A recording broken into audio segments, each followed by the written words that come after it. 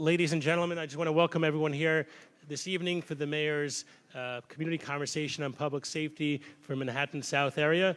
I want to thank everyone for coming out this evening. We know you're all very busy, but you're all community-oriented people who are very active, helping your constituencies all the time. So just this meeting had the three parts. The first portion was the first hour of having police executives from throughout Brooklyn South, at each table, a police executive, member of the mayor's office taking notes on any ideas, policy ideas that you had, a member of the Department of Education principal, superintendent, as well as an agency facilitator to help carry the conversation. So we want to thank all of you for participating, taking part.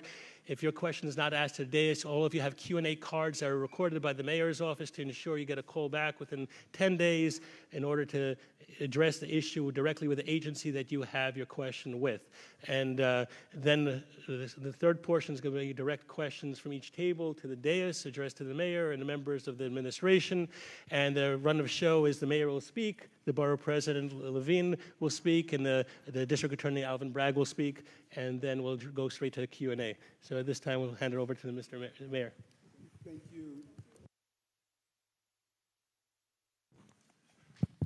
you. Thank you so much, Fred Kreisner, Commissioner of our CAU, and the entire team that's here. I think this is number what, Fred? Number seven, and I'm hoping in the next 3 years and 2 months that I can do 700, because the more we speak one-on-one, we get past the narrative of, having people speak for us and communicate. Just as I was a cop, I like being on the ground, speaking with people, hearing directly from you, and you can learn exactly what this team is doing. And so we're hoping we could have a good conversation where we could talk to each other. I've learned that communication seems to be something of the past, that we just spend so much time talking at each other, and we just want to engage in real conversation to solve real problems. We all have one thing in common. We want to create an environment where we can raise healthy children and families. That's the mission of this administration. That has been my mission for over 30 years, from being a police officer, a state senator, borough president, and now the mayor that I believe is the greatest city in this entire country, if not the entire globe. And so I look forward to speaking with you as we go on through the night. I want to turn it back over to Fred so he can turn it over to our amazing borough president. Thank you.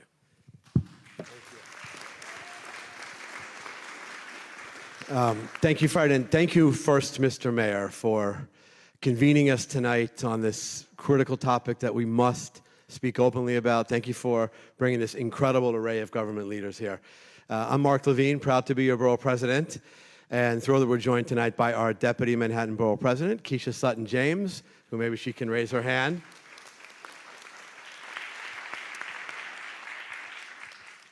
Manhattan South, the southern half of Manhattan, was hit really hard in this pandemic, in some ways harder than other parts of this city and country. But we are really starting to come back. You see the signs. You see it everywhere. The truth is that for that comeback to reach full speed, we need people in this part of the city to feel safer. And tonight is about having an open conversation about that. We're not shying away from that topic. Every single person in this room has a role in achieving that goal for this part of our city. First, I want to profoundly thank the women and men in uniform tonight of NYPD for your service to Manhattan South and to our city. But we have so many important leaders in the room. We have leaders of social service agencies, leaders in education, leaders in small business, leaders in public health. You're out here tonight. We are only going to solve this challenge if we mobilize every single one of the sectors that's present tonight.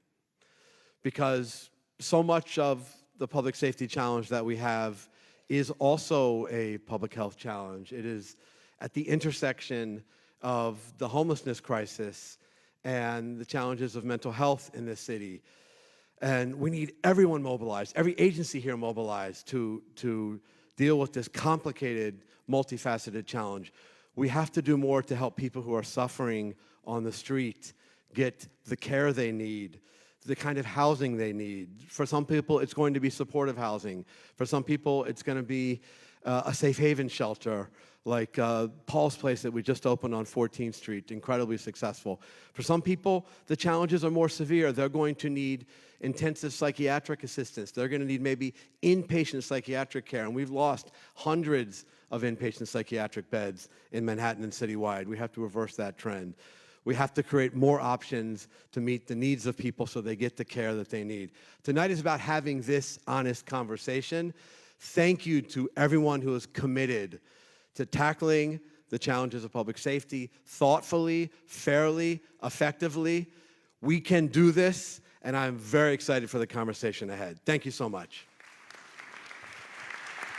District Attorney Alvin Bragg. Good evening. I'm Alvin Bragg, the Manhattan District Attorney. I want to echo what our borough president said about our gratitude for our mayor.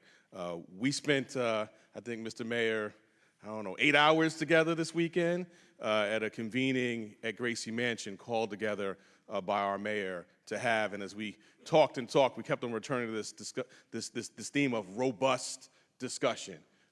We were our public defenders, our police officers, multiple district attorneys, our social service agencies, deputy mayors, all sitting around talking about public safety. Because as our borough president said, we will not fully come back unless we are safe. We're working every day in the Manhattan District Attorney's Office on homicides, gun safety, assaults, sexual assaults, doing that side by side with the brave officers of the NYPD. And I'm honored to be doing that on your behalf. But a big part of that is hearing directly from you and not just having the robust dialogue amongst the government leaders, but having it with you. So very, very excited to hear directly from you. And I just want to sound the note that our borough president just said, because it was a major theme of this weekend's convening, which is our mental health services and our mental health infrastructure. A lot of the cases we see in the district attorney's offices around the city, but specifically here in Manhattan, arise from mental health issues. So yes, we're going to continue to do the gun prosecutions. We've done more this year than's been done in recent history. We're going to continue to work on the homicides, and homicides and shootings are down citywide and down even more in Manhattan. But we also have to work and connect people with services. That is also a big, big part of our public safety challenge. So I look forward to hearing from you tonight and listening, have my notepad out, and I'm ready to listen. Thank you so much. Thank you. So let's get started for the first table for the first question. We'll start with Andrew. Good evening, sir. How can we adequately fund public safety, community-based resources, and mental health resources to help stop the cycle of individuals between arrest and hospitals, as well as how can we keep the system accountable to prevent this cycle? First of all, thank you. Me? One, two, okay. Thank you for that question. And I think there's as the borough president stated, what we have done is take a holistic approach to the issue, particularly around mental health, and I want the police commissioner to touch on some of that.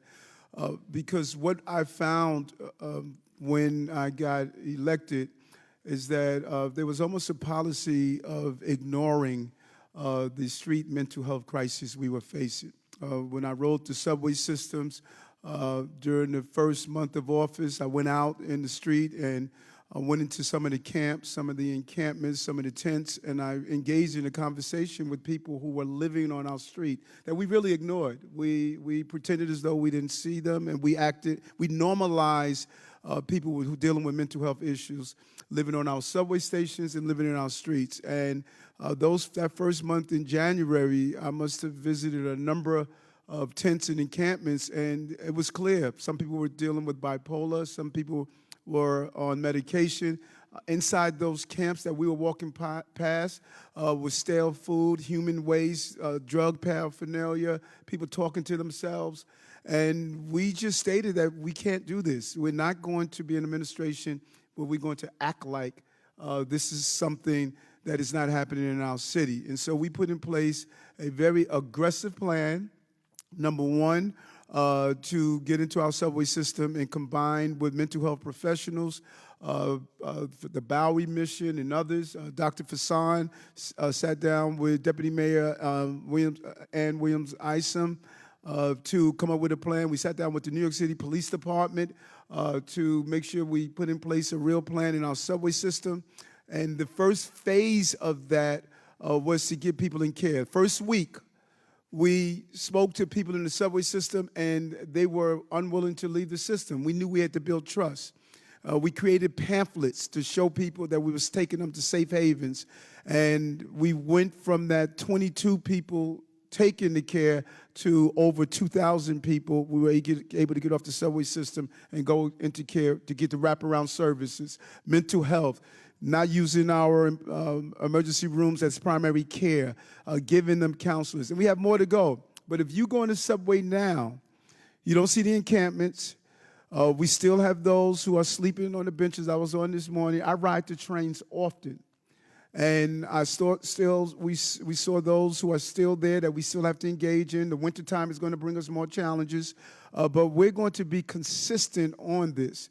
But we need help on the state level as well. During COVID, we closed mental health beds to fill those who were in need. And we partnered with the governor this weekend, where she's opening 50 more mental health beds. But we must go beyond what we have done traditionally. And this is what we have done. Someone is dealing with a mental health issue. We wait until they commit a crime. Either they're arrested. 48% of the inmates at Rikers Island have mental health issues. That is unacceptable. Or we take them to the hospital, Bellevue, or another hospital, give them medication for one day, and put them back in the street until they do something else that is going to cause harm to someone. We don't believe in that system. We need follow-up care. People with mental health crises need community. They need health care. They need support. Dr. Fasson came from the Fountain House, the Clubhouse model. That's why we were able to bring him on our team. I'm happy that he's on there. And we're going to roll out the next phase of how we're going to deal with some of the street mental health illness that we're seeing. The commissioner's putting the team together. The numbers are alarming. And Commissioner, if you could talk to some of the numbers we have around those who are committing crimes and have a mental health illness background. Good evening, everyone. So as the mayor said, we realize that mental health is a significant issue in the city. There are a number of people walking around the city right now and in the subway system who are clearly suffering from mental illness. I think we can say when we talk about bad actors, there are bad actors, but usually someone who is committing some of the acts of violence that we're seeing on the subway are clearly suffering from some other issue. So we did an overlay to be able to speak intelligently when we put our plans together for what we need to do in the subway system and above ground. And when you look at the number, there's no dispute that there are some issues here. We had 9 homicides in the subway this year. 40% of those, 4 of the 9, the person has a prior history as an emotionally disturbed person. Citywide, 20% of our arrests. Everything is double digits. Slashings, 22.5%. Transit, crime, double digits across the board that we have seen, that we are taking repeatedly people who have prior history of mental illness as an emotionally disturbed person. So what do? As the mayor said, we do these wraparound services. We put our teams together with the clinicians, with DOHMH, working with them to be able to come up with a way that we can address this issue. Because I think we all know that we can't police our way out of that. We can't keep arresting these people when they actually need services so that they can get the help that they need. But the mayor and I have said on a number of different occasions, while we are of the mindset that people do need to get help, and it's our responsibility to get them help, we can't allow them to continue to ride the subways and victimize people on the trains and on the streets before they get that help. So in order to be able to do that, we have to put these teams together to be able to address, number one, the public safety threat that they present, and then get them transported to a location where they can get the comprehensive evaluation that they need. Just to send them there and to have them be out before the officer gets off his or her shift is not solving the problem. They have to be in these facilities where they can be evaluated and get the help that they need long term. And I just want the Chief Programming Officer of the Department of Health and Mental Hygiene, Dr. Fasson is not here. He's celebrating Diwali, but we have the Chief Program Officer here on our long-term plan. We have abandoned the betrayal of allowing people to stay on our transit system and on our streets. They're in danger to themselves and they're in danger to others. That is not how this administration is going to function. So we want Department of Health and Mental Hygiene.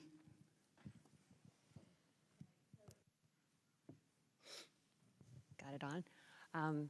Hello, everybody. My name is Christina Chang, and I'm the Chief Program Officer at the Health Department. Dr. Fassan is unfortunately not able to come, and I think that we are working on a plan for addressing severe mental illness. You know, the devastation, I think, is wrought on individuals, families, and communities. And I think we're thinking about it in sort of three ways. We want to make sure that people are able to get the health care that they need, that they have the community that they need, and a connection, because that is the linchpin, I think, for them to be able to access the care that they need. And they need a home, like first and foremost, right? Something that's stable, something where they can be, where they are feeling safe and secure. And these are all the different aspects that we need in order to be able to contribute to mental health and well-being, and making sure that they're engaged in care, that they're getting the care that they need, and continue to be safe and healthy. And I know we're spending a lot of time on this one question because this question is really eroding the feeling that we are having of uncertainty. When you see someone, push a child on the subway tracks for no reason at all, I thought of Jordan. I thought of my son. Lieutenant Russo was just standing outside and she was stabbed. This is a real issue. And it's impacting on the actual crime that we're seeing, but it's also the feeling in our city that we don't feel safe. And just a small number of people who are committing real crimes that we're looking at, the repeated offenders, arrested 30, 40 times. But then there's this small pocket of people who are dealing with severe mental illness that have not been really given the treatment they deserve. And then what complicates it a lot is that there's a certain threshold you have to pass before you can compel people to seek treatment. Kendra's law is not strong enough. We're going back to Albany in January, and we need to reanalyze Kendra's law to give people the service that they need. If someone is on the subway station, 20 degrees weather, no shoes on, yelling at themselves, no shirt on, something is wrong. And we can't continue to act like we're violating their rights if we give them the help that they need. And that is what we have been doing. I don't subscribe to that theory. We're better than that as a city, and that is what we're going to be pushing for in January. But in the meantime, we're going to take a real approach to giving people the help they need, and at the same time preventing some of these cases that we're witnessing. Excellent. Next question, table 2, Patrick. Good evening, Mr. Mayor. Our table talked about a general feeling of disorder and lack of public safety as quality of life issues have gone downhill, including open drug use and sales, including weed trucks that are all over the neighborhoods. There's also an issue of robberies from grand larceny to petty larceny that's happened throughout the communities. And how is the administration going to address quality of life issues to help communities be safe and feel safe? I can sit at that table. I am with you. I came into office in January with a mission of making our city safe. There was a clear just lack of quality of life, just everyday quality of life. So what did we do? First thing we looked at was what was really suffocating our city, gun violence. Against all that's, the numerical minority, I'm not going to say all, the numerical minority that said we should not go after guns, we put in place our anti-gun unit. The police commissioner put well-trained officers in place. We witnessed a double-digit decrease in homicide, a double-digit decrease in shootings. We took over 5,000 guns off the streets of the city of New York. Arrested thousands of people. We have a 27-year high for felony arrests in this city. These numbers are unbelievable, what the commissioner and her team was able to accomplish. And now we're looking at those grand larcenies, those robberies, the GLAs, Grand Larceny Autos, those areas that have ticked up throughout the time, we're now refocusing down on those areas. And some of the plans the commissioner can talk about, but we're going after quality of life issues. We were driving by people that had paper plates, illegal plates, stolen plates, and they were using those plates to commit crimes. Now, Chief Corey, Chief Madry, we're going in proactively, going after those individuals who were driving these illegal cars. We're finding guns in the cars. We're finding that they're committing robberies in our cities.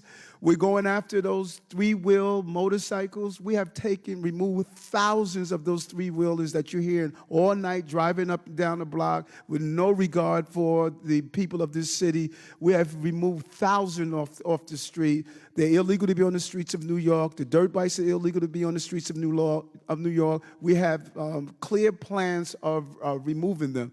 Then we went into the subway system. We was basically stating, do what you want in our subway system. You know, we were not prosecuting people who were jumping the turnstile. In 1984, when I was a cop, we learned that people were jumping the turnstile to commit crimes. We're catching people with guns that are jumping the turnstile. In Coney Island the other day, and within the same day, we caught someone with a 45 walking through the gate and a 22 walking through the gate. That proactive policing is crucial. So the numbers that you see of comparing 2022 to 2021, no one was using the subway in 2021. The real number that shows where crime is in the city in the subway system is 2019. That's when we had the full capacity. When you examine 2019 to 2022, we have a decrease in index crimes in the subway system. 2018, we have less than 2018, less than 2017. In the last 10 years, we have a 17% decrease in crimes in our subway system. But what is happening, we point out the 6 crimes we have a day, and we highlight them every day. But we got 3.5 million riders on our system every day. 3.5 million riders with 6 felonies a day. Now, we got to get rid of those 6 felonies a day. I'm not saying that. But let's be clear. 750,000 station inspections the police department has done. We're no longer leaving it up to the transit. Now the patrol officers are parking their cars, going into the subway system, doing an inspection. 75,000 summonses. 19,000 people have been removed from the system because they were breaking transit rules. Over 5,000 arrests for serious crimes. You're seeing a police department that historically was told to sit back and don't do anything. You're seeing a police department that's saying, at last, we have a mayor that wants us to do our job, and that's to keep our city safe. And it's reflected in their activities. These cops want to do their job. And for far too long, we twitted them, we put them on social media, we attacked them, we sent them out there to do their job, and then we attacked them as they did their job. Not while I'm the mayor of the city of New York. We're going to allow them to do their job. And they're showing up every day.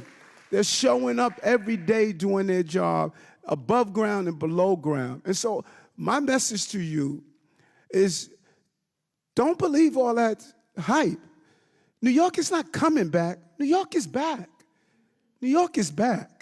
And the prerequisite to that is public safety. And this is going to be a safe city. And I know there's some things you're doing, Commissioner, you and the chief, around GLAs and robberies, as they were asking. You maybe want to go into some of that. I'll turn it over to Chief Corey in a moment. But to the mayor's point, grand larcenies actually make up for 40% of our overall major crime numbers, so that spikes that number. But obviously, people are concerned about the crimes you described, which is robberies and overall quality of life. So while we will attack the robberies and we will attack the quality of life, which we get a lot of flack for, I don't know if people are aware of that. When we do proactive enforcement of quality of life offenses, people take offense to that. They say we should leave people alone. But as the mayor stated, we actually get loaded firearms off of people by telling them to sit up on the subway train, or that they have to put their bags, in a place where they're not obstructing someone else's seat. But we do realize that we have to go after grand larcenies. We have to go after the vulnerable people who are preying on our vulnerable populations. A lot of people are victims of scams. A lot of these are credit card frauds. A lot of them are overseas, where we may not be able to make an arrest because it initiates overseas, but we can educate the public so that they don't become victims. But I'll turn it over to Chief Corey for just a moment. Thank you, Commissioner. Thank you, Mr. Mayor. Before I get too deep into it, I just want to give a kudos to Chief Jimmy McCarthy, the borough commander, and his whole team here. Well, you're already clapping, and I haven't even told you why I'm giving him a kudos, right? So, you know, a great team of precinct commanders, and they've got the cops here in Manhattan South fully engaged. So, you know, arrests for major crimes in Manhattan South are up 29% this year over what they were last year. And when we talk about quality of life enforcement, they've written more than 10,000 quality of life summonses, and those are for the really bad violations that we want. That's for urinating, that's for public consumption of alcohol and violations like that. As a matter of fact, Manhattan South, nobody does more than Manhattan South in that area right now. They probably account for about a quarter of all the quality of life enforcement in the entire city of New York. So that's a true testament to the leadership here and to the police officers and detectives here. So where is that getting us? Well, when I look at crime in Manhattan South right now, and I look at the last 4 weeks of crime, I see robberies actually decreasing over the same period last year. I see burglaries decreasing from the same period last year. I see auto theft decreasing from the same period last year.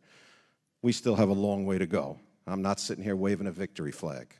What I'm telling you is, and this is true across the city, that the large spike in crime that we've seen, that we've gotten a handle on, and that we have been steadily pushing down year after year, and even if month after month, and even if you look back to the media accounts, and you'll see in February they were saying, oh, crime is up 47%, then crime was up 35%, then crime's up 29%, right? And we continue to push it down, push it down, push it down. We didn't get here overnight. We're not getting back overnight, but we are making measurable, sustained progress. That's a good thing. We know how to fight crime. We haven't forgotten. So a couple of weeks ago, the commissioner at a press conference announced our plan for the last quarter of the year. So without rehashing the whole thing in the essence of time, I'll just give you the high points. We graduated a class from our police academy last week. Those officers are all on the street now as we speak.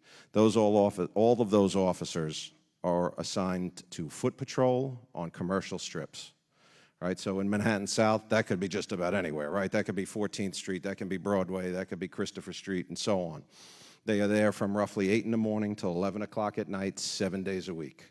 They are out there walking, proactively engaging the conditions that they see, be they crime or quality of life.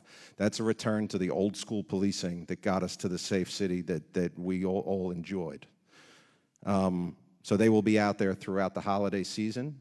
And in those areas where maybe all the stores close up at 7 or 8 o'clock, or most of the stores close up at 7 or 8 o'clock, then they're going to be shifted over to those strips where there's bars and restaurants and the nightlife, so that people see them and people feel safe with these officers out there doing what they do. We've added, or in the process of adding, more investigators to our robbery squads, our precinct detective squads, and our warrant squads.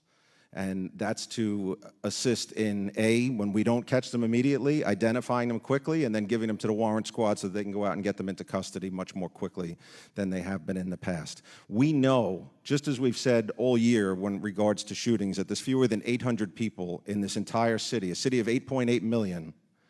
There's fewer than 800 people, 0.002% of the city's population, that are responsible for more than a third of the shootings. And when we focused in on those 800 people, we pushed shootings down, we pushed homicides down. We can say the same thing for just about every crime category. It's a small number of people, we know who they are, and now we're letting them know that we know who they are. Our neighborhood coordination officers, our youth officers in some cases, they're showing up at their houses. They're knocking on their doors, checking in. Hey, everything okay? Just letting them know we know who you are, and we're out here watching. And we're starting to already see the results of that. As I said, right here in Manhattan South, the last 4 weeks, declines in robbery, declines in burglary, declines in auto theft, and we're not taking our foot off the gas. We're just going to keep pushing right on through, and we're going to turn this right back around.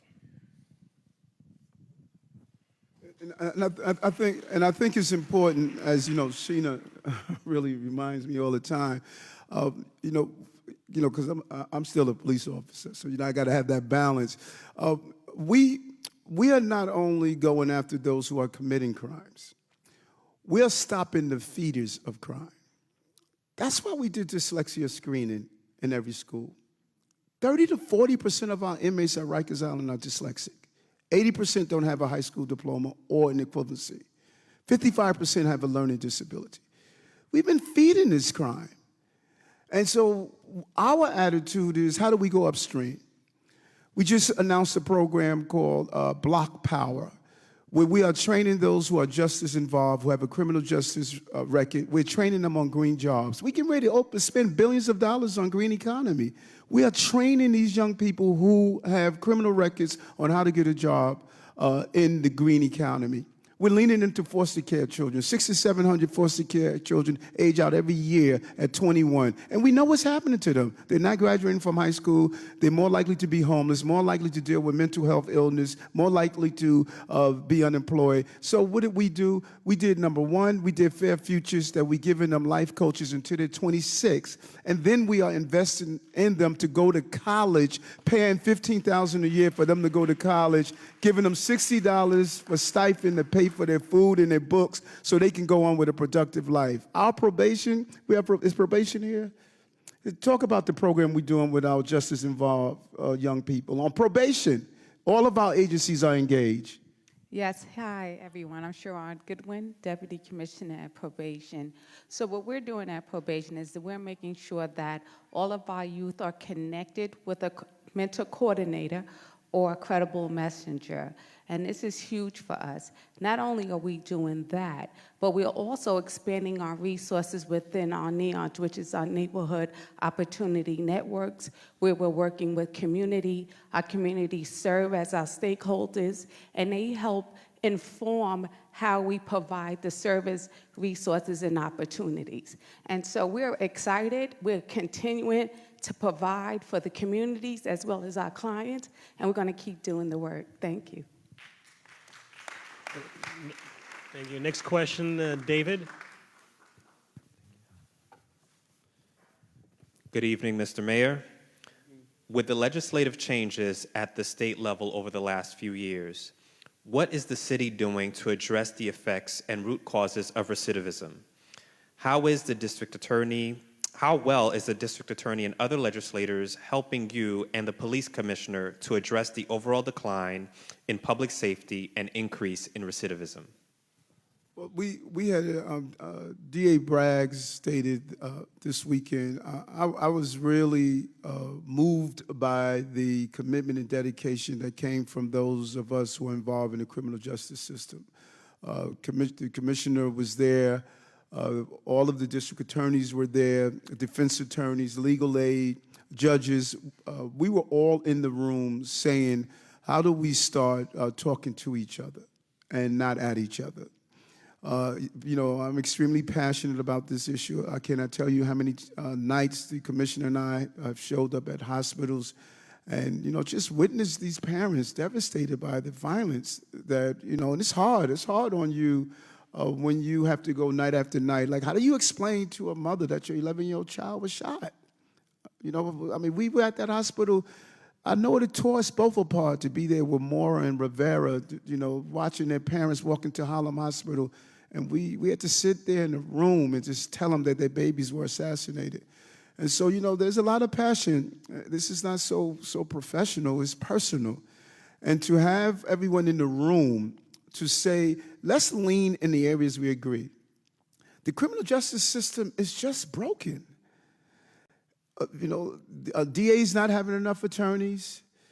The bottleneck of the system, we changed laws and did not change the infrastructure around those laws.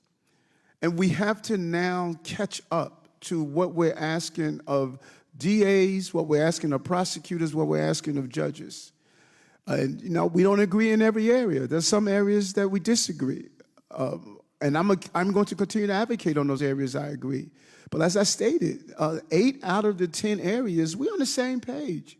And we realized this weekend, let's move towards those things we agree that we could ensure justice is served. And right now, justice is not being served fairly. I'm hoping when we return to Albany, we will take a look at the small number of juveniles that are committing repeated violent crimes. I think that people are exploiting that, like those of us who are old enough to remember drug dealers would give juveniles drugs back during the 80s and 70s because they knew the juveniles would not be charged at a higher rate. That's what they're doing with guns.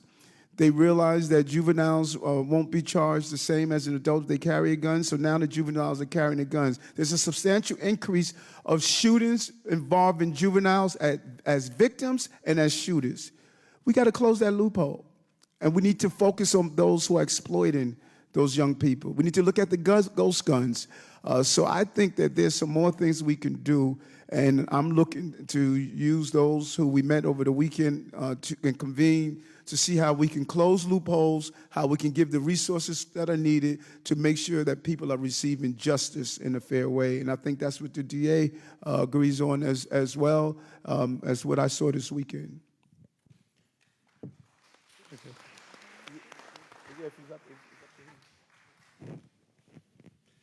I concur. Excellent. The next question, Kevin. Good evening, Mr. Mayor. We had a very substantive discussion here around the role of police officers in terms of public safety and community engagement. And we also actually had Deputy Commissioner Goodwin at our table, so thank you very much, Deputy Commissioner, for your insight into our conversations. But how do we find a balance where we are not over-policing our communities, but NYPD has the support and tools to address crime in our city so that New Yorkers feel safer? And the Commissioner can talk about it. One thing we cannot tolerate a breakdown of just the quality of life we deserve. And I talked about it. We zeroed in on paper plates, zeroed in on illegal motorcycles, zeroed in on people who are walking into stores, stealing what they want and walking out. And some people say, Eric, you're trying to criminalize the poor. No, I'm trying to criminalize behavior. Because when Dwayne Reed calls us and state, I can't keep this drugstore open anymore because people are stealing so much, every person who's employed in that store is going to lose their job. And then we learned, because of how we partner with the Attorney General, we learned that it was organized crime, having people go into stores stealing what they want. And so we're zeroing in on those crimes. And we believe there are ways to do it, that if someone has a drug problem, instead of arresting them to send them to Rikers, give them an option of, if you are willing to go through drug treatment and get the support you need, because we don't want a revolving door system, to get the support you need that we can get you off the streets, then we are willing to find that pathway. And those are the partnerships we want to do with the district attorney and judges to allow people to get the help they need. But we're not going to accept people totally disregarding the basic laws of this city. This is a city of law and order and not law and unlawfulness and disorder. And that is what the police commissioner and her team, what they have been zeroing in on, and how do we create those great partnerships.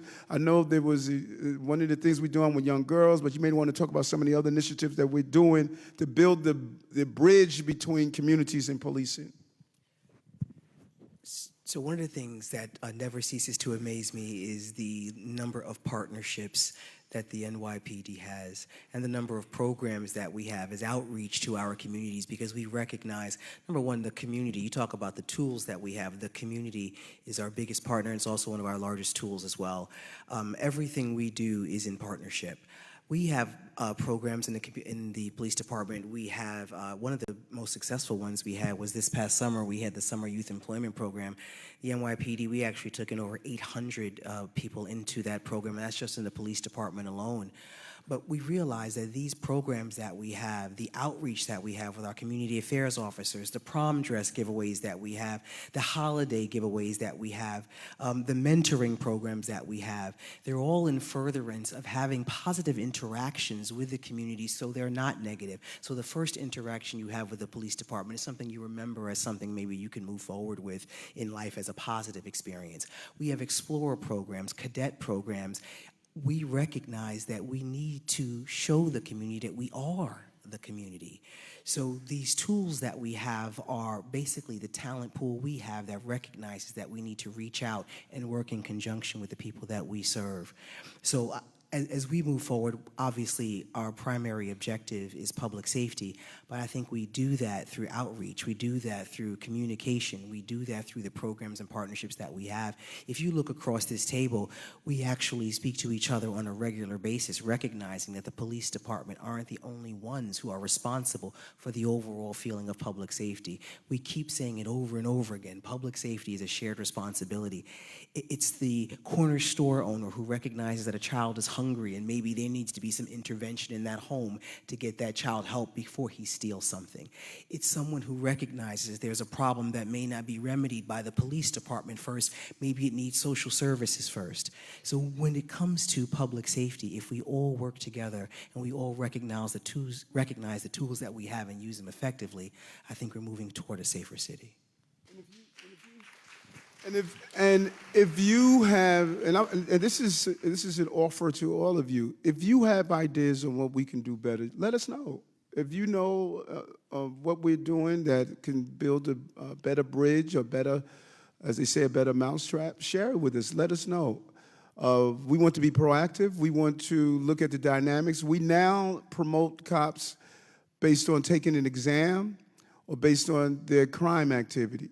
We think we need to be promoted based on their interaction also in the community. If community residents see Officer Johnson as someone that is always there, polite, kind, respectful, he's solving problems, they should be lifted up also. It can't be just who can pass an exam and who has made more arrests. Well, how about those who prevented the crime from taking place in the first place? You know, and that is some of the things we want to focus on. Thank you. Next question, Tiffany. Good evening, Mayor. My table would like to know, what are some of your long-term and short-term solutions to build capacity within the community to address public safety and community resilience? We say public safety and justice is the prerequisite to prosperity, and you know it's a upstream approach. This administration is clearly, we're upstream thinkers, and we want to prevent crime. We don't want to wait until people fall in the river and we have to pull them out. And so, number one, really leaning into our youth. Chancellor Banks is just doing an amazing job of developing the full personhood of our children. Our summer youth employment program that Deputy Mayor Wright put together, focusing on our young people. She did not only have them go for a job, she taught them financial literacy. Every child, the 100, it was 110 or 100,000? 100,000 young people that went through our DYCD, Summer Youth Employment, our SYEP, Summer Youth Employment, they all went through financial literacy training. They all went through meditation training, conflict resolution. We allowed these children to develop their full personhood, and that's what we're going to do in the Department of Education under Chancellor Banks. Because giving these children the opportunity that they deserve, that's a long-term plan. And how do we live in this city and celebrate the diversity of the city? And then focusing on how do we build partnerships, intergenerational and inter-community and cultural partnerships with each other so we can live in the city holistically around our communities and building communities together. Real employment opportunities, make sure we zero in on those areas that we need to focus on where opportunities are lacking. And so there's a real long-term plan here that we have a blueprint to bring our city forward together. And we have to deal with the inequality. The inequality is real in this city. So many communities are going without historically, and if we're going to lift this city up, we have to lift everyone up together at the same time. Deputy Mayor, I don't know if you want to touch on some of the things that you're doing as Deputy Mayor, strategic partnerships. Sure. One thing I'll also mention is in building community resiliency, we have to make sure that our nonprofit organizations are strong. Yeah. A little hallelujah there. So we've created a Mayor's Office of Nonprofits that's focused on, one, making sure that nonprofits get paid on time, procurement, but also capacity building, technical assistance and support, and just making it easier to do business with government. Certainly we have our DYCD commissioner that's really building a lot of community assets and opportunities for young people. Our parks commissioner is here. Those are also really important spaces for community that need to be strengthened, and we're committed to that. So I don't know if... No, go into the nonprofits, what you did with the nonprofits. Yeah, I mean, when we came into the administration, there was a backlog of over $5 billion that was, with a B, that was owed to thousands of nonprofits. And many of you are probably in the room and know these trusted organizations that they're gonna just do the work, whether they get paid on time or not. They are gonna be in service to their communities, and quite frankly, people were taking advantage of them and just were not moving it through. We set a 12-week deadline. We said we want to clear that backlog, and in 12 weeks, we cleared $4.25 billion of money that was owed to nonprofits. And that's the spirit that we are approaching that work. We're not stopping until we're complete, and that also we fix the system so it never happens again. So next question, we have Penny. Good evening, Mayor. The question from this table is, will the administration be willing to reinstate the NYPD Homeless Outreach Program and review how the supervised release program is being implemented? Yeah, first of all, I'm a firm believer in the NYPD's homeless outreach. I remember in the transit police in 1984, 5, 6, watching the services they did, and I think that they can complement what the mental health professionals are able to do. So it's what we have done in the subway system that I believe led to the success, the end of the line services, engaging. I think it's the partnership between the NYPD and our mental health professionals to resolve this issue of homelessness, a generational problem. 40 years we've never gotten this right. And we inherited a system where we were ignoring it, and NYPD's playing a role. But as the commissioner stated and reminds us all the time, 911 is not the answer to fix everything. It needs to be a combination. We have unfairly treated police officers. We called them for everything, no matter what it was, if it was a cat up the tree, if I want to divorce my spouse, no matter what it was, to call NYPD. That it was just unfair. And so many other agencies sat on the sideline and said, let the NYPD handle the problem. Then we complained when they went in and handled the problem. We're not doing that anymore. Every agency must be a partner with the New York City Police Department so that we can effectively resolve these issues. But homeless outreach is reinstituted in the subway system, and they're partnering with the mental health professionals. Excellent. And I think the mayor's leadership, the numbers actually did increase under his direction. From when he came into office, the number was like 20, and it increased to 100 members of the department. So next question, Anastasia. Good evening, Mr. Mayor. I'll keep it short. How can we improve recruitment efforts for NYPD? I met with the commissioner, I think it was last weekend we met, and there was a belief that no one wanted to be a police officer. And I sat down with the commissioner and her team, I think it was last Sunday we met, and that's not the issue. People want to become police officers. Everyone is put out that whole message that no one wants to be a cop anymore. Commissioner broke it down for me when I asked her, I said, do we have a deficit of people wanting to be cops? we were having a problem giving the exams.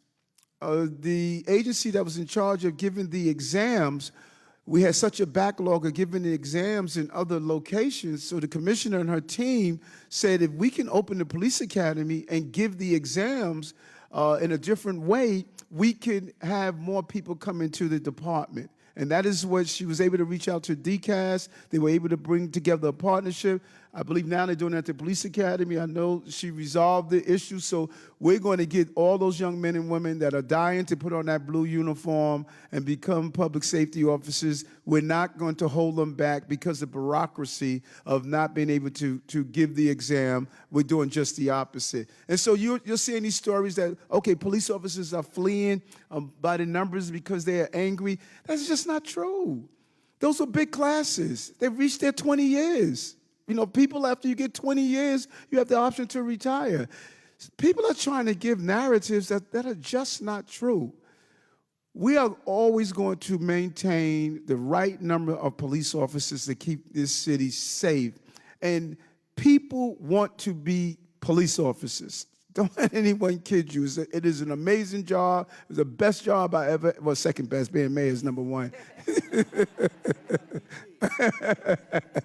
You know, but so we're going to continue to build those ranks. And if you know anyone that wants to be a police officer, you should share it. You know, you could be a police officer, pilots, they are in the labs, they are teachers, they are detectives. It's an amazing career, and you should encourage those young people that you know to join the NYPD. Thank you. Next question, Alina. Hi, good evening, Mr. Mayor. So you answered almost the question. They have the question that sort of goes back to what you said about other agencies. How can we get an agency rep and staff from DHS, DOT, Health and Hospitals, and other agencies assigned to each patrol borough to respond to issues in real time, and or enhance 311 to have a better way of holding each agency accountable to respond to issues promptly, at least alleviating everything with the NYPD? Yes, and that is how we operate. We operate in this team approach. You know, there were too many walls and too many silos to government, and everyone was passing the buck. The whole team is now operating on one unit. We meet every morning. We communicate every morning at 8 a.m. to go over some of the top line issues, but we are focusing on the team. And let me tell you one of the best examples of the team effort that many people miss. The asylum seekers and the migrants. We had a clear plan. Out of nowhere, this was dropped in our laps. 21,500 migrant seekers, asylum seekers came to the city. DSS had to come together with the NYPD, with the DOE. Chancellor Banks had to seamlessly put children into schools and make sure that we were able to make sure these babies their education was not disrupted. We had to make sure that we had people that were placed in housing. Not one child slept on the street in this city because we did not do our job. And then we had to have a real plan with the federal government to tell the federal government, listen, you need a decompression strategy. You can't just put this on the city of New York, Washington, D.C., and Chicago. Our healthcare system kicked into gear. We're required to make sure that people have a bed to sleep in. But we didn't stop there. We gave health care, eyeglasses, education, food, clothing.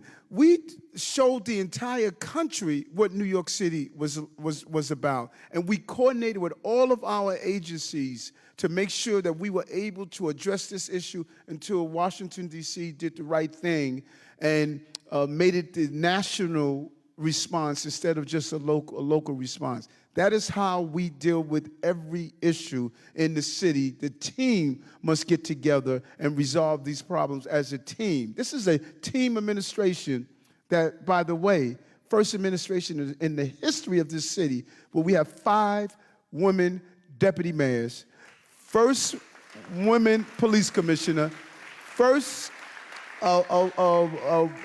women. I know I'm missing some of the other first women we have. You know, we have a woman leading the Department of Sanitation. We're going to be the cleanest city in America with her initiative that she's putting in place.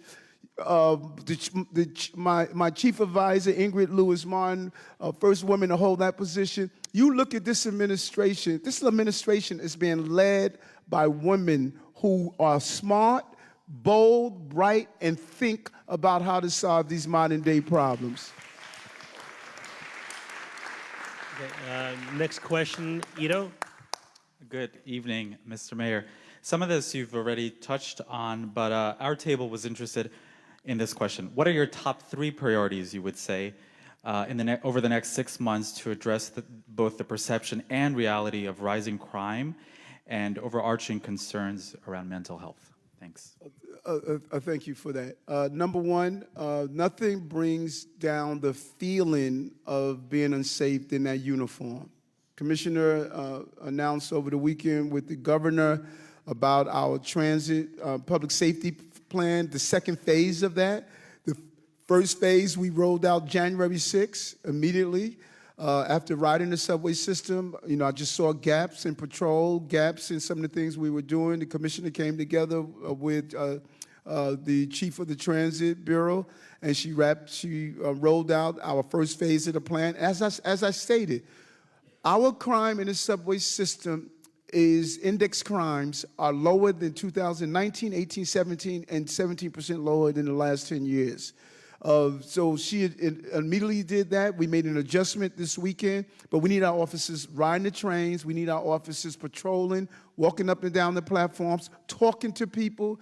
The commissioner instituted when a train pulls in the station and the police officer's on the platform, there's an announcement goes off. Passengers, there's a police officer on the platform. If there's a problem, reach out to him. If you pull the train into a station and there's a transit district, they announced that. You know, right now, people didn't even know where a transit district was located. If there's a problem, how to get off. And so we think omnipresence is going to deal with the feeling. You want to see your cops. You want to see them. And you want them to talk to you. You want them to let them know that, hey, is there something going on? You know, how are you? Good morning. That's revolutionary. You know, just hello to each other.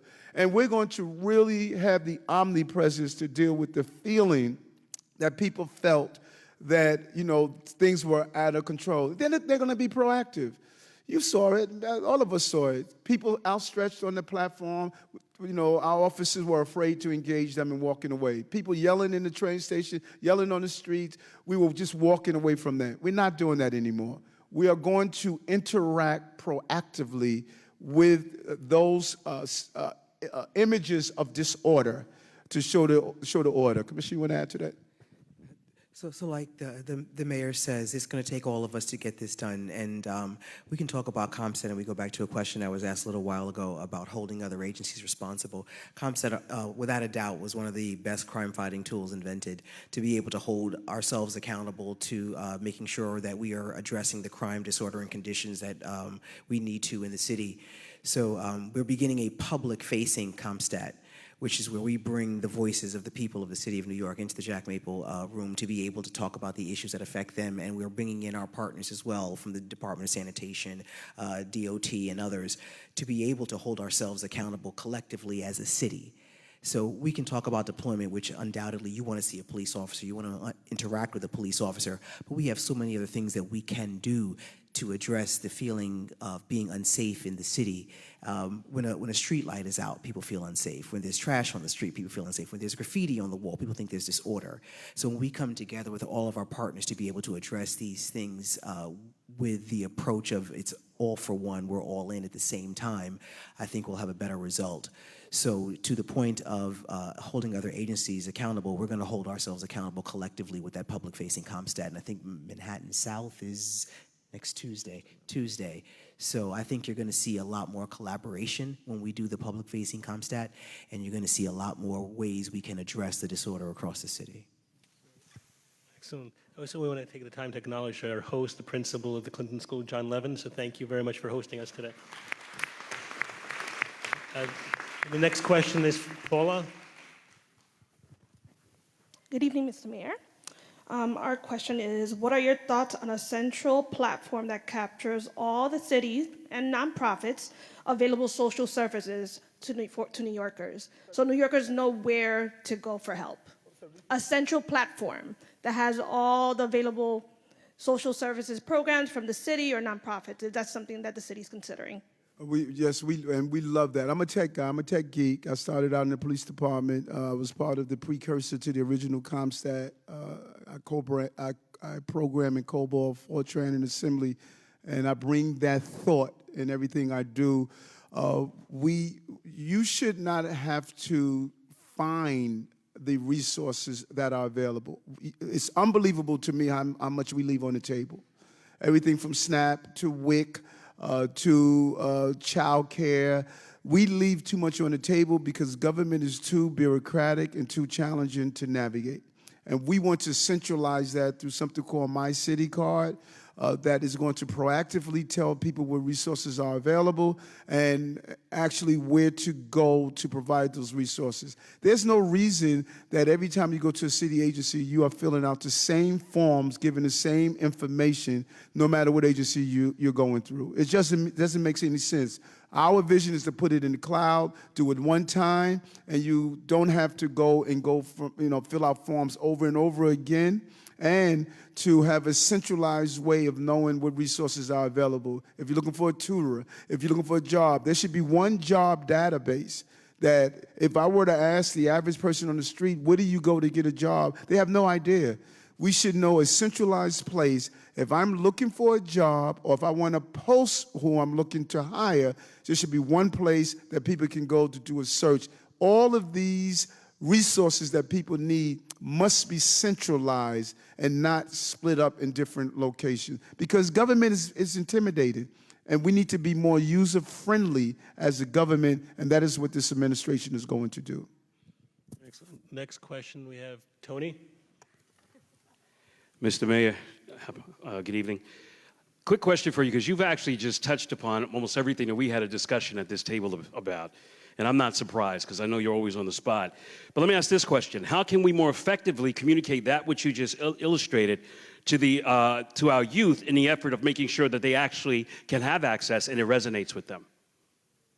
We have, and DYCD is here. The commissioner may want to touch on something, but we just had a couple of hundred youth at Gracie Mansion 2 weeks ago, or it could be last week. Being mayor is like a dog life. One day is many, and by allowing young people to engage. And our goal is to really bring our young people. I see we have a young lady that's here. We're going to do this just for young people. They need to be part of how we run this city.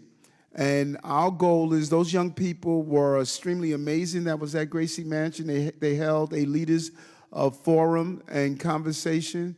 A young man that I was shopping in a department store. A young man introduced himself to me, and he was just energetic. He was really smart as a whip. I told him to come see me at City Hall. We later interviewed him, hired him, and he has been this leader of engaging young people. And so the goal is with teaching civic, and Chancellor Bank, you may want to touch on some of that, of what you are doing around young people and getting them engaged, because you're really thinking outside the box. So why don't you touch on some of the things that you are doing? First of all, the young man that you're talking about, we were at Gracie Mansion a few days ago. I thought it was just an amazing story. And the level of confidence that he had. He said in that moment, he said he saw the mayor shopping, and he wanted to go over and see him. And he said he had something, a voice inside of him which said, now is your time. Make your move right now. You might not have this opportunity again. And he had enough confidence to go over to the mayor and to tell him what was on his mind, and impressed the mayor so much so that not only did the mayor, in fact, have him come to City Hall, or was so impressed with him that he hired him, but this young man he's like a natural-born leader. And when I went to Gracie to be a part of that event, there were just dozens and dozens of young people, but they were all coordinated to be there by this one student. And it just goes to show that if you impact one life in such a powerful way, the impact it can reverberate And that's what I'm trying to do. That's what you're doing at DYCD, and just try to impact as many lives as we possibly can. And I don't just do that myself. You know, it was pointed out just now, our Principal Levin, who was here again, just wave again, Principal Levin. I just wanted to again thank you as the Chancellor for hosting us here in your wonderful school. It's the first time I've been here. It's a beautiful school. I know you've been a principal for a long time. I just want to let you know that I see you, and not just for hosting us, but he's one of the only principals in the city that leads an international baccalaureate school, which is a very unique, special type of educational experience. And what we're saying is, coming off of this COVID pandemic, we've said we've got to reimagine how our kids engage and how they learn. And he's doing that. And he has strongly encouraged me to expand, to scale this kind of a school experience. A lot of people don't know anything about it. I'm very familiar with it. And we're going to take a very good look at that. But also just the other folks who are here, the superintendents who are here in the room, please just stand real quick, please.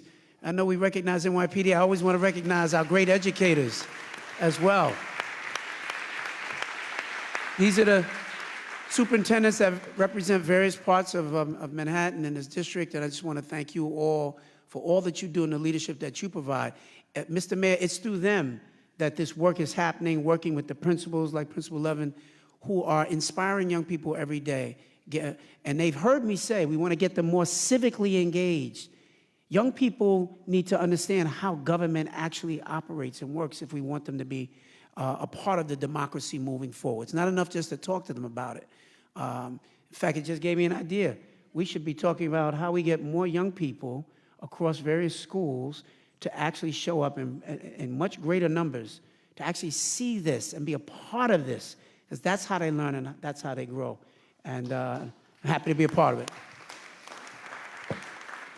So I just want to echo that and just say that in this particular school alone, we have a after-school program, and we have a magnificent, wonderful community-based organization called Manhattan Youth, and they literally are serving 171 young people in this building in after-school sports program, and they have an excellent relationship with the principal, and I want to thank you for that as well. You know, as we talk about partnerships, just to echo what the mayor and the deputy mayor and the police commissioner are saying, looking at the youth and the youth investment with 100,000 young people in summer youth employment, 110,000 young people in Summer Rising, which is summer camp. The SAFE initiative that we are working with NYPD for Saturday Night Lights, which we have programs and cornerstone programs, which we have 2 in the vicinity, where we're opening up the community centers and schools on Saturday so that young people can have enrichment programs. But, you know, I was also at the mayor's event on the Future Leaders, and one of the things that came up, what the young person said was, you know, hey, where are our programs? And we do have amazing programs in our after-school programs. We do have amazing community-based organizations that are running programs, but if you have to ask that question where your program is, then that means we're not doing a good job in communicating where the program's at. You know? So that's what you're charging me with. This is what the mayor charged me with and the deputy mayor, to make sure that we have a communication strategy that is reaching not only the parents, but also the stakeholders as well. So you will be seeing changes in the next couple of weeks on our communication, outreach, and just, you know, just engaging in our stakeholders to just say, hey, we have amazing programs out there. Please utilize those programs. And tell us how, you know, tell us what is your method and mode of communication? Because if we're missing, let us know how, because we want to communicate directly with you with the great stuff we're doing. So if there's another way, let us know how, and we will make that alteration. Definitely. And also just want to reemphasize the conduit is Andrew Kunkus, our Manhattan South Director and the Mayor's Community Affairs Unit. To please make sure to reach out. The Mayor's Community Affairs Unit works across all deputy mayors, it works with all deputy mayors, all commissioners of all the city agencies, and please take advantage of our office to reach out and work alongside us to make sure that message gets across. Pastor Monroe's next question. Yeah. Thank you and good evening to everyone. So on this table is cops versus clergy. And I did set that up. And we were talking about, and DOE, and we're talking about perception versus reality. A lot of good stuff coming out of the administration. We're doing a lot of great work. And so this group wanted to know how can we use our young people as influencers to create social media traction that encourages and supports our city's physical and emotional safety. Because the reality is most of them have been saying, and in clergy, what they're seeing on the news is not really what's happening in this room. How do we have young people use social media to show the good work that the administration is doing? Thank you. Well, first of all, while you're standing, folks, I just really want to thank Pastor Morose and what he has done for the asylum seekers and the migrants. He and his team, they have just been amazing in how they've reached out and really allowed the faith-based leaders to show the support. And I just want to personally thank you for what you have done. Chancellor Banks, you want to talk about, you're around young people all day. Listen, you know, Pastor, we've got a lot of work to do. One of the things that the mayor's often talked about as well, which Commissioner and I really need to make sure we start to push on this, is how we bring young people together with the police in a very positive fashion. And sometimes not just like through basketball. Basketball is great and it's fine. That's an easy one. But there's some other things with some kids, you know, we just a lot of fun. You know, pickleball is a new big thing. You know, I don't know where that came from, but we can think of just other things that kids can do, dodgeball, soccer, just to have fun, bringing them together with the police so that they begin to see at the earliest ages, they see the police department in a different light. And there's no better way to do that than in being engaged while you're having fun doing it. Bowling tournaments. So the mayor has said this before, you know, how do you get one precinct against another precinct, but it's about fun, it's competition, because kids love to compete, but they don't like to compete one-on-one. They really rather compete my group against your group. And so if we can figure out how to marry that spirit of competition together with bringing a greater level of respect for the police so young people don't see it as us against them, I think there are great opportunities for us to do that. So I'm saying that to the police commissioner, we got some work to do. We should really sit down and organize that. I know there have been a lot of other pressing issues, but I think for us to put some things like that together, I think could be a really good deal. And that's the kind of thing our superintendents, you can also be a part of helping us to craft those things. And we can get ideas from kids around the kinds of things that they love to do as well. So good stuff. To the Chancellor's point, we have to do better with our social media too, right? We have to make sure it looks like something that kids actually want to be a part of. Because you ask me, I'll have a MySpace page. That's the last time so if it gives you any indication, we do have to do better, right? We have a lot of kids out here that are really good at this sort of thing, and they know what's going to catch clicks. They know what people want to be interested in. So we have to bring their voices into the police department too, to be able to show them that we want to work together on this. So I think using them and their eyes and their youth and what it attracts them is something we have to do better with ourselves. And it's something the mayor's been thinking about. Next forum after we finish, the next one of these is going to be focused on youth town hall settings to have these community conversations directly with them to address those type of concerns. Next question is Pastor Cabrera. Thank you. Good evening, Mr. Mayor. Our table would like to know how can we get more police officers to deal with illegal vending and illegal marijuana shops, while at the same time, how can you better engage the Sheriff's Department to enforce the laws related to the above-mentioned illegal activities?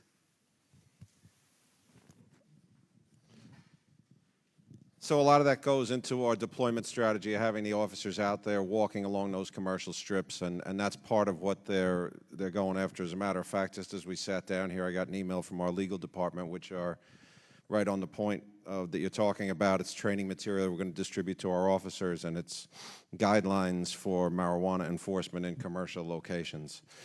One of the hallmarks of the Adams administration that is really very different from anything that I've seen before, and you know, I've worked for the police department now, it's almost 34 and a half years, is this, thank you. I started when I was 5. Is this whole of government approach, right? And so for many years, we went at it alone. And the commissioner has alluded to it several times. The mayor alluded to it several times. Everything was call the police, call the police. Mr. Mayor, I'm sure you have, like I have. I've done many divorces over the years. I don't know how legal they are, but I've divorced people. But when it comes to tackling these problems, the police officer only has so many tools in the toolbox. And be that, places now selling marijuana, the weed truck somebody mentioned before, be it street peddling, but everybody else at this table has other tools that they bring as well.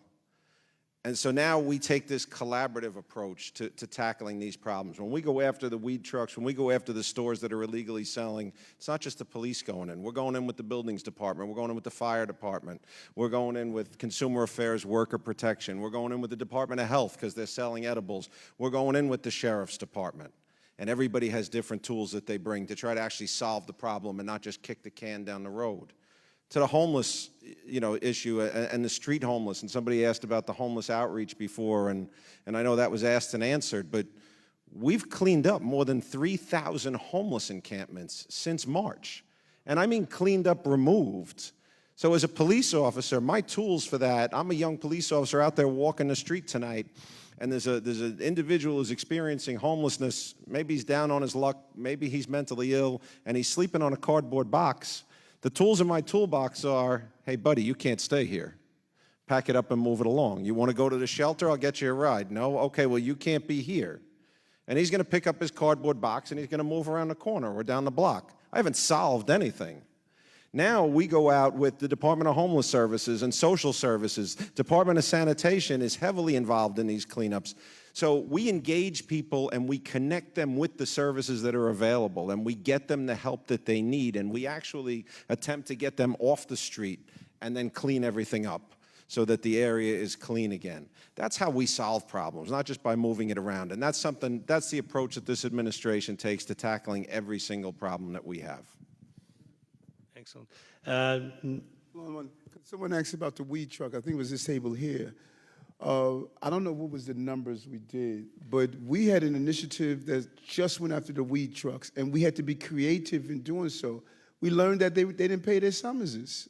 So we partnered with NYPD and the sheriffs, and we did what we do in New York. We told them. And so we're now focusing on these shops that are selling edibles and illegal marijuana, so we're zooming in on them. We're not a sit-back administration. You're going to get every dime of your tax dollars. Everybody is working, and we're coming together as a team. So, what has been happening, they would thumb their nose at the PD and say, well, you can't come in here because we're doing X. Yeah, well, the PD says, well, you know what? I have Department of Buildings here with me now. I have DOHMH here with me now. I have the sheriff here with me now. So now the full toolbox is going to solve these problems in our city. We weren't doing that before. We're doing it now. So, next question we have is Jerry. Yes, hello. Good evening, Honorable Mayor and panel. Here at this table, they had a question. What is the vision for interagency collaboration to support youth development? And also, what is the plan for supporting mental health for all schools?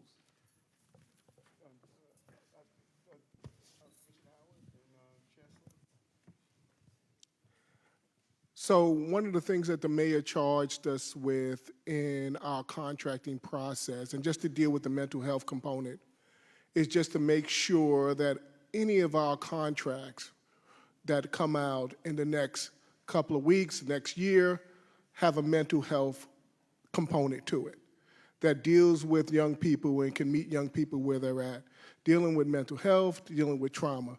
So as you see DYCD's RFP, that's what it's called, come out, you're going to see across the board mental health and a mental health component. So community-based organizations that are trying to get awarded those contracts, they have to have a mental health structure in place. So that's number one.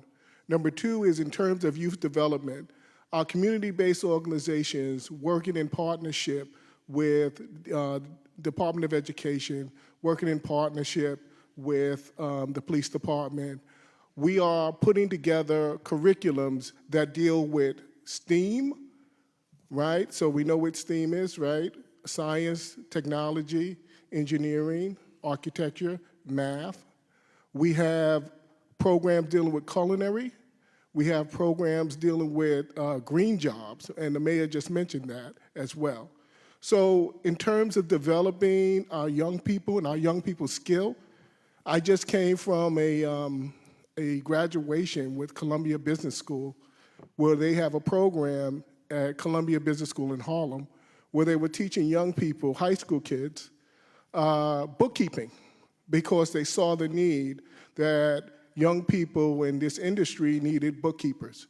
So although we should be doing a better job of telling exactly how the youth development and the areas in which we're developing kids and their skill level, those programs are out there, and they are very good programs.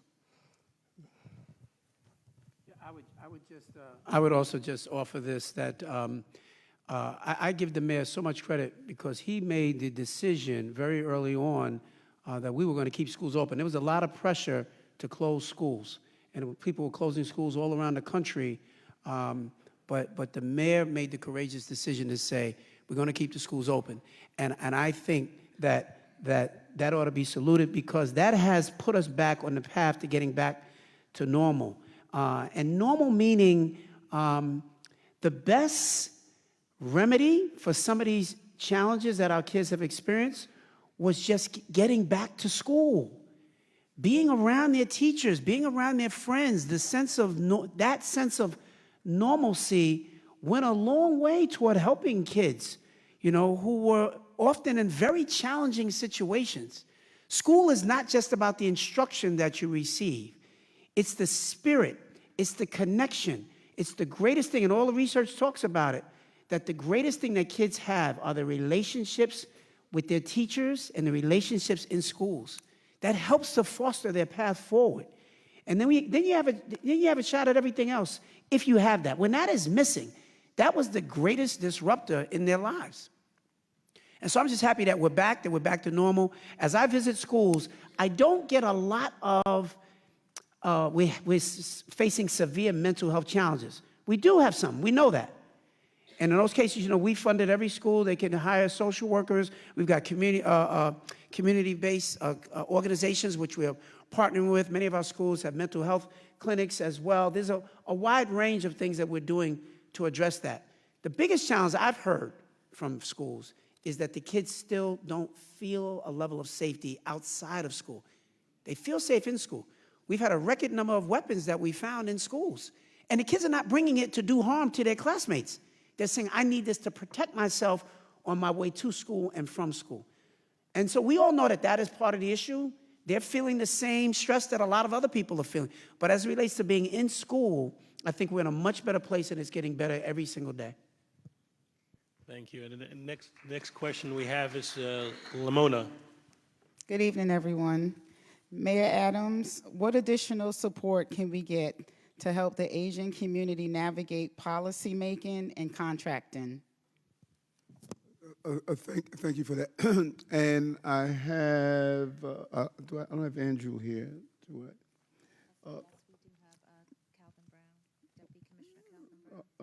So Calvin, Deputy Commissioner, SBS, that's here. Let's talk about some of the stuff we're doing. We have the first Korean American to be the commissioner of SBS. We're really proud, as you're looking at this table, the diversity of this administration. But we have SBS. And when you finish, just as the last question, when you finish, just hand the mic down and let each one of my commissioners and representatives introduce themselves. I'm really proud of this team that we have here. But they're asking about Asian Americans and opportunities around business.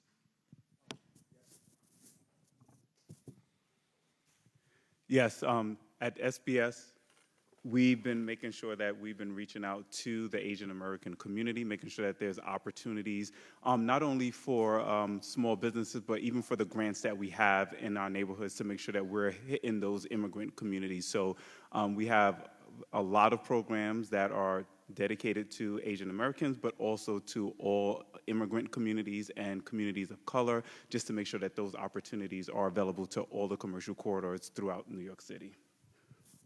And we do something else. Deputy Mayor Maria Torres Springer, when we came into office in, I think it was January, February at most, I heard on the campaign trail all the time how government was just too bureaucratic and difficult. Every time someone walked into your business, you felt as though they were there to take something away instead of keep your doors open. We gave the order to go into every agency that deals with businesses in this city and see what rules did we have on the books that were harmful to businesses. We looked at 118 of them, and a portion of them we took off the books altogether. Another portion we gave an opportunity for people to fix the problem. Instead of giving them a fine right away, we gave them an opportunity, fix it before we give you a fine, and others we modified. We're saving small businesses millions of dollars based on how we've changing the culture that our agencies are there to keep your doors open, not to find ways to keep you closed. We put in place a new commissioner over at the Department of Buildings, Eric Ulrich, who has really changed the culture of Department of Buildings and how we do business in the city. Commissioner Kim, he's really focusing on not only uplifting businesses in the city in general, but he has specifically focused on those AAPI communities. Many of our Asian businesses were devastated during COVID because of the demonizing of the community around COVID and the attacks. We knew we had to have a special focus on those businesses, and that's what Commissioner Kim is doing. So why don't we just introduce our commissioners before we bounce so that you'll know who's here in the room. Again, I am just completely, I love and like this team. These teams all personally have different narratives in their lives, where they've come from, their contributions, from Gary Jenkins, who's now in charge of our homeless services. He lived in a homeless shelter. You look at the stories of the people who are here and what they've gone through. They've brought their lives to this mission. And when you want to help people who have gone through a lot, you want to bring a bunch of people together who have gone through a lot to help those who are going through a lot right now. So why don't we start from the end and just do a quick introduction. And I got 3 more events tonight that I have to make sure I get to. Well, I also want to mention that we do have the Asian American Task Force at the Department of Small Business Services. So my name is Calvin Brown. I'm the Deputy Commissioner for Neighborhood Development at the Department for Small Business Services. Hi, everyone. My name is Saloni Sethi. I'm the First Deputy Commissioner at the Mayor's Office to End Domestic and Gender-Based Violence, or NGBV. Good evening, everyone. I'm Annabelle Palman. I'm the Commissioner at the New York City Commission of Human Rights. Hello, everyone. I am Jessie Tisch. I am the Commissioner of Sanitation. Good evening, everyone. I'm Sue Donahue, the Commissioner of the New York City Parks Department. Hello, everyone. I'm Sharon Goodwin, Deputy Commissioner for Department of Probation, sitting in for my Commissioner, Anna Bermudez. And good evening, everyone. My name is Zach Iscol. I'm the Commissioner for Emergency Management. Zach did an amazing job. Thank you, Zach. Zach was in charge of the operation for the asylum seekers and all that he has done. He called me one night, late at night. He says, "What did you get me into? Why did I take this job?" But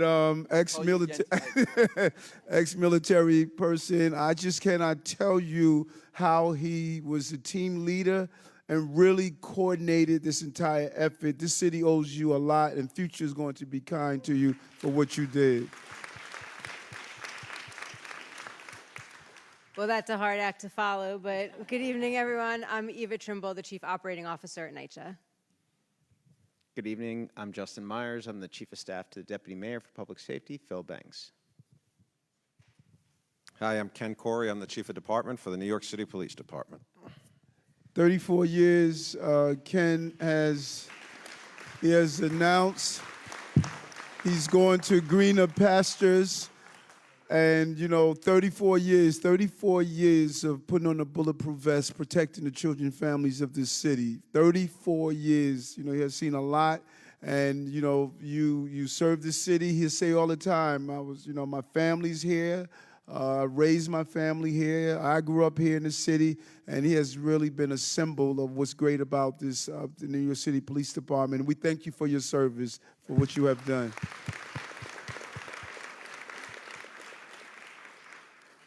Huge loss. I am Keyshawn Sewell. I am honored to be the 45th Police Commissioner leading the absolutely finest women and men in policing in the world. Sheena Wright, I'm the Deputy Mayor for Strategic Initiatives. Fred Kreisman, Commissioner of the Mayor's Community Affairs Unit. I'm Mark Levine, Manhattan Borough President, and I'm still getting over the fact that the mayor didn't list being borough president as one of his favorite 2 jobs. We're going to have to talk about that. Alvin Bragg, Manhattan District Attorney. David Banks, New York City Schools Chancellor, and while the mayor loves all of the members of his team, I'm his favorite. Good evening, everyone. I'm Mitch Katz, and I run New York City Health and Hospitals. Good evening, everybody. I'm your Commissioner for the Department of Youth and Community Development. Hi, I'm Christina Chang. I'm the Chief Program Officer at the Department of Health and Mental Hygiene, representing Dr. Ashwin Vasan. Good evening. Jill Berry, First Deputy Commissioner at the Department of Social Services. And finally, Michael Ognevetti, First Deputy Commissioner, Department for the Aging. And also, we had the Commissioner of ACS, Jess Danhauser, who had to just step out, but he was here at the dais as well.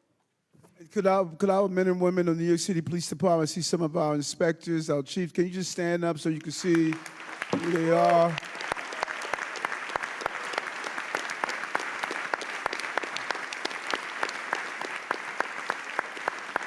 Thank you for what you do. We know sometimes people forget you're family men and women.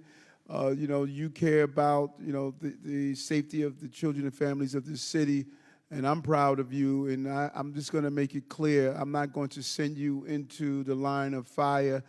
Generals don't do that. I'm going to lead you into the line of fire. We're going to take our city back one block at a time. Thank you so much for coming out.